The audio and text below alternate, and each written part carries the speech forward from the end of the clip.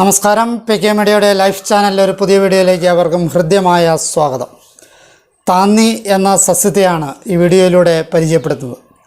കോബ്രിറ്റേസി കുടുംബത്തിൽപ്പെട്ട ഒരു വൻ വൃക്ഷമാണ് താന്നി. ആയുർവേദ ഔഷധങ്ങളിൽ പ്രധാനമായ ത്രിഫലയിലെ ഒരു ഘടകമാണ് താന്നി. ഒട്ടേറെ ഔഷധ ചേരുവകളിൽ ഒരു പ്രധാന ഘടകമായി താന്നി ഉപയോഗിക്കപ്പെടുന്നു. പേരിന് പിന്നിലുള്ള കാര്യങ്ങളെ നോക്കാം. ഇതിൻ്റെ ശാസ്ത്രീയ നാമം ടെർമിനേലിയ ബെല്ലറിക്ക എന്നുള്ളതാണ്. മലയാളത്തിൽ ഇതിനെ താന്നി എന്നും താണി എന്നും പറയാറുണ്ട്. ഇംഗ്ലീഷിൽ ഇതിനെ ബഹേഡ, ബഹേര, ബഹദ, ബെലേറിക് മൈറോബാലൻ, ബാസ്റ്റാർഡ് മൈറോബാലൻ എന്നൊക്കെ ഇതിനെ വിളിക്കാറുണ്ട്. സംസ്കൃതത്തിൽ ഇതിനെ വിഭീതിക, വിഭീതകി, അനിലഗ്നഹ, അക്ഷം, കലിദ്രുമ, ഭൂതവാസ എന്നൊക്കെ വിളിക്കാറുണ്ട്. ഹിന്ദിയിൽ ഇതിനെ ബഹേഡ, ബഹേര എന്നൊക്കെയാണ് വിളിക്കുക. കന്നഡയിൽ ഇതിനെ താരക്കായ് എന്നാണ് വിളിക്കുക. തെലുങ്ക് ഭാഷയിൽ ഇതിനെ താനി എന്നും തന്തി എന്നും വിളിക്കാറുണ്ട്. തമിഴിൽ ഇതിനെ താൻട്രി എന്നാണ് വിളിക്കുക. കാണപ്പെടുന്ന സ്ഥലങ്ങളെ നോക്കാം. മരുഭൂമി ഒഴികെയുള്ള പ്രദേശങ്ങളിൽ വളരുന്ന സമുദ്രനിരപ്പിൽ നിന്ന് ഏകദേശം 800 തുടങ്ങി 900 മീറ്റർ വരെ ഉയരമുള്ള പ്രദേശങ്ങളിൽ വളരുന്ന സസ്യമാണിത്. ഇന്ത്യയിലെ പടിഞ്ഞാറ് ഭാഗങ്ങളിലെ വരണ്ട പ്രദേശങ്ങളിൽ ഒഴികെ എല്ലായിടത്തും തന്നെ സാധാരണമായി കാണപ്പെടുന്ന മരമാണ് താന്നി. പരിസ്ഥിതി മൂല്യത്തെ നോക്കാം. വരൾച്ചയും വെള്ളപ്പൊക്കത്തെയും അതിജീവിച്ച് ഒരു മരമെന്ന നിലയിൽ പരിസ്ഥിതി സംരക്ഷണത്തിൽ പ്രധാന പങ്ക് ഇത് വഹിക്കുന്നുണ്ട്. താഴെ ശാഖകളില്ലാതെ വളരുന്നതിനാൽ അടുത്തു നിൽക്കുന്ന ചെറുമരങ്ങൾക്ക് ഇവ ദോഷകരമല്ല എന്നുള്ളതും പരിസ്ഥിതിയുടെ വലിയ ശ്രേഷ്ഠതയാണ്. രൂപവിവരണത്തെ നോക്കാം. ശരാശരി 25 മീറ്റർ വരെ ഉയരത്തിൽ വളരുന്ന ഒരു വൃക്ഷമാണിത്. ഏതാനും മീറ്റർ വരെ പൊക്കത്തിൽ ശാഖകളില്ലാതെ വളരുന്ന ഈ വൃക്ഷം മഞ്ഞുകാലത്തും വേനൽക്കാലത്തും ഇല പൊഴിയുന്ന സ്വഭാവമുള്ളതാണ്. 18 മുതൽ 20 സെൻറ്റിമീറ്റർ വരെ നീളവും 5 മുതൽ 8 സെൻറ്റിമീറ്റർ വരെ വീതിയും ആണ് ഇലകൾക്ക് സാധാരണ കാണപ്പെടുന്നത്. ഇലകൾ വലുതും അണ്ഡാകൃതിയുള്ളതുമാണ്. ഇവ സമൂഹമായോ ഉപസമൂഹമായോ വിന്യസിച്ചിരിക്കും. ഇലകളുടെ കക്ഷത്തിൽ നിന്നും ഉണ്ടാകുന്ന പുഷ്പങ്ങൾ വിളറിയ പച്ച നിറമുള്ളതും രൂക്ഷഗന്ധമുള്ളതുമാണ്. കുലകളായി ഉണ്ടാകുന്ന പൂക്കൾ ദ്വിലിംഗങ്ങളാണ്. ഒരു അറ മാത്രമുള്ള അണ്ഡാശയത്തിൽ മാംസളവും തവിട്ട് നിറത്തിലുമുള്ള ഒരു ഫലം കാണപ്പെടുന്നു. രോമിലമായ ഫലത്തിന് ഏകദേശം 2 തുടങ്ങി 3 സെൻറ്റിമീറ്റർ വരെ വ്യാസവും 3 തുടങ്ങി 5 സെൻറ്റിമീറ്റർ വരെ നീളവും ഉണ്ടായിരിക്കും. ഫലം ഭക്ഷ്യയോഗ്യമാണ്. വെയിലത്ത് ഉണങ്ങുന്ന കായകൾ മഴക്കാലം ആകുന്നതോടുകൂടി മിക്കതും മുളയ്ക്കും. ഈ തൈകൾ പറിച്ചു നട്ട് പുതിയ മരങ്ങൾ ഉണ്ടാക്കാവുന്നതാണ്.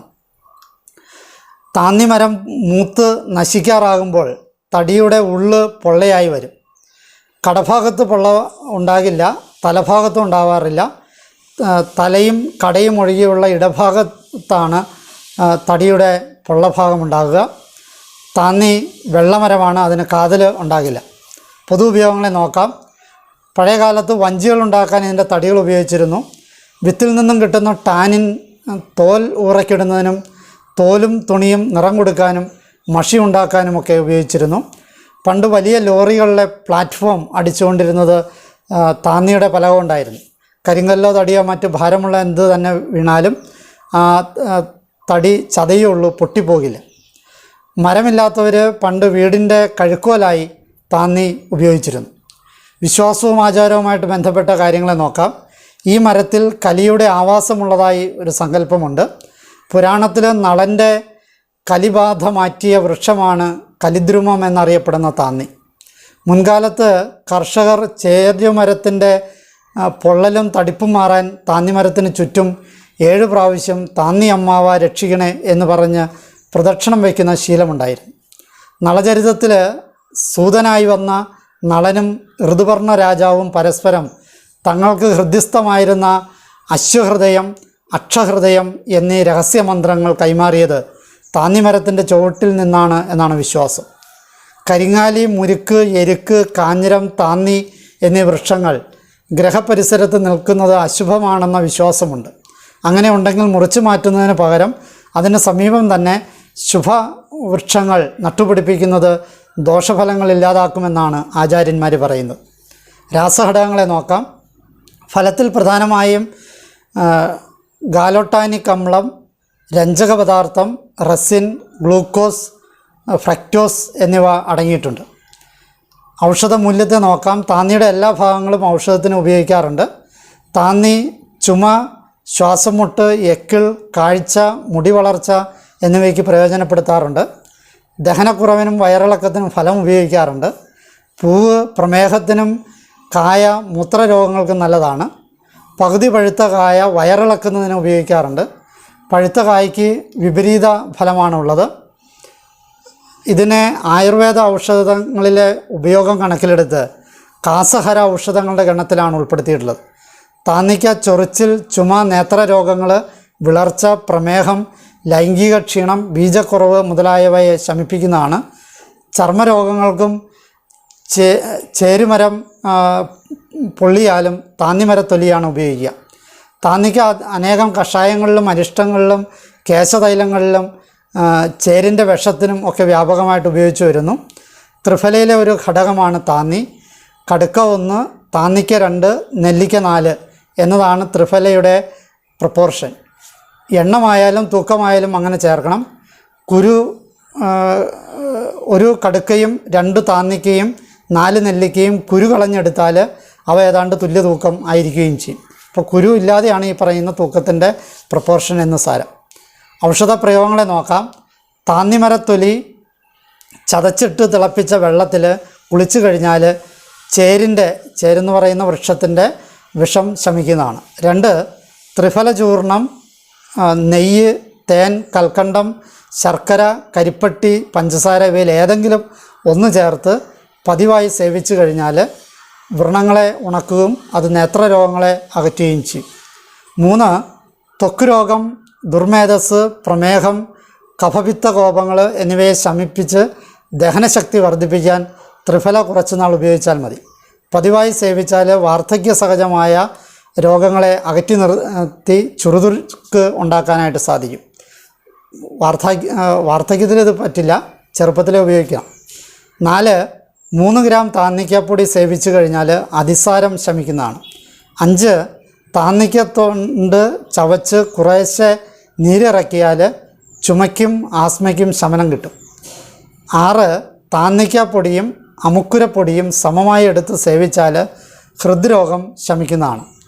7, താന്നിത്തൊലി, താന്നിയില, താന്നിവേര്, താന്നിപ്പൂവ്, താന്നിക്കായ എന്നിങ്ങനെ താന്നിയുടെ 5 കാര്യങ്ങൾ കഷായം വെച്ച് എരുമപ്പാൽ, അമരിയില നീര്, പനങ്കുല നീര് എന്നിവയും ചേർത്ത് എണ്ണയും ചേർത്ത് ത്രിഫലത്തോട് അഞ്ചനക്കല്ല്, ഇരട്ടി മധുരം, കുന്നിവേര് എന്നിവ കൽക്കമായി എണ്ണ കാച്ചി തേച്ച് കഴിഞ്ഞാൽ മുടി കൊഴിച്ചിൽ, താരൻ ഇവ മാറി മുടി പനങ്കുല പോലെയാകും, നരയും മാറുമെന്നാണ് പറയപ്പെടുന്നത്. 8, ചേർക്കുരു ചുട്ടു തല്ലുമ്പോൾ ശരീരത്തിൽ അതിൻ്റെ പശ തെറിച്ച് കഴിഞ്ഞാൽ ഉണ്ടാകുന്ന ചൊറിച്ചിൽ, വീക്കം എന്നിവയ്ക്ക് താന്നിക്ക കഷായം 3 നാൾ വെച്ച് കഴിച്ചു കഴിഞ്ഞാൽ മാറുന്നതാണ്.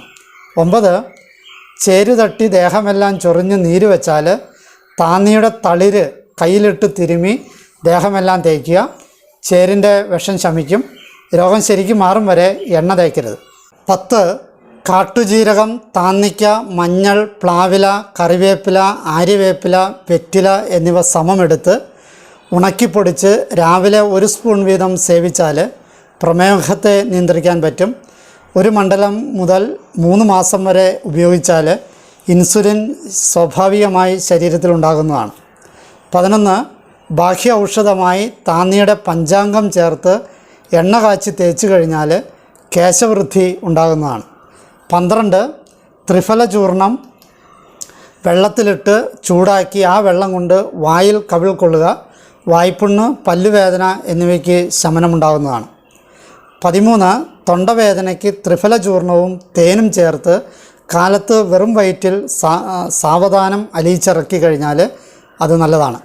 14, ത്രിഫല ചൂർണം 20 ഗ്രാം, പാച്ചോറ്റിത്തൊലി പൊടിച്ചത് 10 ഗ്രാം എന്നിവ നല്ലപോലെ മിക്സ് ചെയ്ത് ഇടയ്ക്കിടയ്ക്ക് വായിൽ പുരട്ടിക്കഴിഞ്ഞാൽ വായ്പുണ്ണിന് വലിയ ശമനം ലഭിക്കും. അകത്തേക്ക് ഇറങ്ങിപ്പോയി എന്ന് വെച്ച് ടെൻഷൻ അടിക്കേണ്ട കാര്യമില്ല, ദോഷകരമല്ല. 15, താന്നിക്ക, നെല്ലിക്ക, കടുക്ക ഇവ കരിങ്ങാലി കഷായത്തിലിട്ട് വറ്റിച്ച് ഉണക്കി ചൂർണമാക്കി രാത്രികാലങ്ങളിൽ ചൂടുവെള്ളത്തിൽ കഴിക്കുക. ദുർമേധസ്സിനും പ്രമേഹ രോഗ നിയന്ത്രണത്തിനും ഉദരസംബന്ധമായ രോഗങ്ങൾക്കും പരിഹാരമുണ്ടാകും. 16. എട്ടിലൊന്നാക്കി വറ്റിച്ച ത്രിഫല കഷായത്തിൽ ഭാവന ചെയ്ത് ഉണക്കിപ്പൊടിച്ച ത്രിഫല പൊടിച്ച് സേവിച്ചു കഴിഞ്ഞാൽ പ്രമേഹവും ദുർമേധസ്സും ശമിക്കുന്നതാണ്. 17. താന്നിക്ക നെയ് പുരട്ടി പശുവിൻ ചാണകത്തിൽ പൊതിഞ്ഞ് തീയിലിട്ട് അത് പാകമാകുമ്പോൾ എടുത്ത് പൊടിച്ച് വായിലിട്ടുകൊണ്ടിരിക്കുക, ചുമ ശമിക്കുന്നതാണ്. 18. 3 കഴഞ്ച് താന്നിക്കാത്തോടിൻ പൊടി തേനിൽ കുഴച്ച് സേവിക്കുക, വർദ്ധിച്ച ഇക്കിളും ശ്വാസവും പെട്ടെന്ന് ശമിക്കുന്നതാണ്. 19. താന്നിക്കായുടെ അകത്ത ബീജം, കുരുമുളക്, നെല്ലിക്കാത്തോട്, തുത്ത്, ഇരട്ടി മധുരം ഇവ സമമെടുത്ത് ശുദ്ധജലത്തിൽ അരച്ച് ഗുളികയുണ്ടാക്കി നിഴലിലുണക്കി കണ്ണിലെഴുതി കഴിഞ്ഞാൽ തിമിരം ശമിക്കുന്നതാണ്. 20. ത്രിഫലത്തോട് 8 ഫലം 4 ഇടങ്ങഴി വെള്ളത്തിൽ കഷായം വെച്ച് ഇടങ്ങഴിയാക്കി ഇടങ്ങഴി പാലും 2 നാഴി നെയ്യും 1 ഫലം ത്രിഫലത്തോട് കൽക്കവും ചേർത്ത് കാച്ചി അരിച്ച് ആറിയതിന് ശേഷം തേനും പഞ്ചസാരയും ചേർത്ത് കടഞ്ഞ് ത്രിഫല കഷായത്തിലോ തനിയെയോ സേവിക്കാം, തിമിര രോഗം ശമിക്കുന്നതാണ്. 21. നൊങ്ങണം പുല്ല്, ഉഴിഞ്ഞ കമുകിൻ്റെയും തെങ്ങിൻ്റെയും ഇളയ വേര്, കീഴാർനെല്ലി വേര്, തിരുതാളി, കുറുന്തോട്ടിയില, വഷളച്ചീര ഇവയുടെ നീരിൽ നെയ്യും ചേർത്ത് കൊത്തമ്പാലരി, ത്രിഫലത്തോട്, ജീരകം, ഇരട്ടി മധുരം, ഇന്ദുപ്പ്, മഞ്ഞൾ എന്നിവ കൽക്കമായി നെയ്യ് കാച്ചി അരിച്ച് സേവിക്കുക. യാതൊരു തടസ്സവും കൂടാതെ ഗർഭിണി സുഖമായി പ്രസവിക്കും. ഗർഭപോഷണത്തിനും ഇത് വളരെ നല്ലതാണ്. 22. താന്നിക്കാത്തോട്, പച്ച ബാർലി എന്നിവ കഞ്ഞിയിൽ കൂട്ടി അരച്ച് അടിവയറ്റിൽ തേച്ച് പിടിപ്പിച്ചാൽ മൂത്രച്ചൂടിന് വളരെ നല്ലതാണ്. 23. താന്നിക്കാപ്പരിപ്പ് കൂടുതൽ കഴിച്ചാൽ ശോധന കൂടുതലുണ്ടാവുകയും വിശപ്പ് ഇല്ലാത്തവർക്ക് വിശപ്പ് ഉണ്ടാവുകയും ചെയ്യുന്നതാണ്. 24. താന്നിക്കാത്തോട് കഷായം വെച്ച് അതിൽ താന്നിക്കുരുവിൻ്റെ പരിപ്പ് 2 മിനിറ്റ് സമയം കുതിർത്ത് എടുത്ത് ഉണക്കി പൊടിച്ച് സൂക്ഷിക്കുക. ഇതിൽ നിന്നും 3 ഗ്രാം പൊടി ചൂടാക്കിയ നാടൻ പശുവിൻ്റെ 1 സ്പൂൺ നെയ്യിൽ ചേർത്ത് സേവിച്ച് 45 മിനിറ്റിന് ശേഷം ലൈംഗിക ബന്ധത്തിൽ ഏർപ്പെട്ടാൽ ശീഘ്രസ്ഖലനം ഉണ്ടാകില്ല. 25. ത്രിഫലയും കുരുമുളകും സമമെടുത്ത് പൊടിച്ച് തേനിൽ കഴിച്ചു കഴിഞ്ഞാൽ തൊണ്ട ചൊറിച്ചിൽ മാറുന്നതാണ്. 26.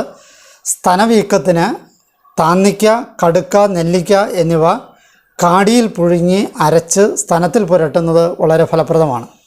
27. മൂക്കൊലിപ്പിന് കടുക്കത്തോട്, താന്നിക്കത്തോട്, നെല്ലിക്കത്തോട്, ചുക്ക്, കുരുമുളക്, തിപ്പലി, ഇരട്ടി മധുരം എന്നിവ സമം തൂക്കം പൊടിച്ച് തേനിൽ ചേർത്ത് കഴിക്കുക, ഫലപ്രദമായിരിക്കും. 28. കടുക്ക, താന്നിക്ക, നെല്ലിക്ക, സർപ്പഗന്ധി എന്നിവ ഉണക്കിപ്പൊടിച്ച് 1 ടീസ്പൂൺ വീതം മോരിൽ ചേർത്ത് ഭക്ഷണത്തോടൊപ്പം കഴിക്കുക, രക്താതിമർദ്ദം അഥവാ പ്രഷർ ശമിക്കുന്നതാണ്. 29. ആർത്തവ സമയത്തെ വേദനയ്ക്ക് ത്രിഫല ചൂർണം ശർക്കര ചേർത്ത് നെല്ലിക്ക വലുപ്പത്തിൽ വൈകുന്നേരം സ്ഥിരമായി കഴിച്ചാൽ ശമനം ഉണ്ടാകുന്നതാണ്. ചരിത്രപരമായൊരു കാര്യം നോക്കാം. കേരള സംസ്ഥാനത്ത് മലപ്പുറം ജില്ലയിലെ തീരദേശ പട്ടണമായ താനൂർ പണ്ട് താന്നി മരങ്ങളാൽ നിറഞ്ഞിരുന്നു. അതിനാൽ താന്നിയൂർ എന്നായിരുന്നു ആ പ്രദേശത്തെ പണ്ട് വിളിച്ചിരുന്നത്. പിൽക്കാലത്ത് ഇത് ലോപിച്ച് ആണ് താനൂർ ആയി മാറിയത് എന്നാണ് പറയപ്പെടുന്നത്. ശ്രദ്ധിക്കേണ്ട കാര്യങ്ങളെ നോക്കാം. ത്രിഫല ചൂർണവും ത്രിഫലാദി ചൂർണവും രണ്ടും വ്യത്യസ്തമാണ്. വാങ്ങിക്കഴിക്കുമ്പോൾ അത് ശ്രദ്ധിക്കണം. അതിൻ്റെ കോമ്പിനേഷനിൽ ചിലപ്പോൾ വ്യത്യാസം ഉണ്ടാവും. അതുപോലെ തന്നെ ത്രിഫല ചൂർണത്തിൽ ഇരട്ടി മധുരം കൂടി ചേരുമ്പോഴാണ് ത്രിഫലാദി ചൂർണമാകുക. ത്രിഫലാദി ചൂർണത്തിൻ്റെ സമഭാഗമോ പകുതി ഭാഗമോ സുന്നാമക്കി ചേർത്ത് കഴിഞ്ഞാൽ ബൃഹത് ത്രിഫല ചൂർണമായി. ഇതിൽ പറഞ്ഞ ഔഷധ പ്രയോഗങ്ങൾ വൈദ്യൻ്റെ നിർദ്ദേശം പ്രകാരം വേണം പ്രയോഗിക്കാൻ എന്ന കാര്യം പ്രത്യേകം ഓർമ്മപ്പെടുത്തുന്നു. ഈ അറിവുകൾ നിങ്ങൾക്ക് പ്രയോജനപ്പെട്ട് എന്നെ ശ്രവിച്ച നിങ്ങൾക്ക് നന്ദി. നല്ല നമസ്കാരം.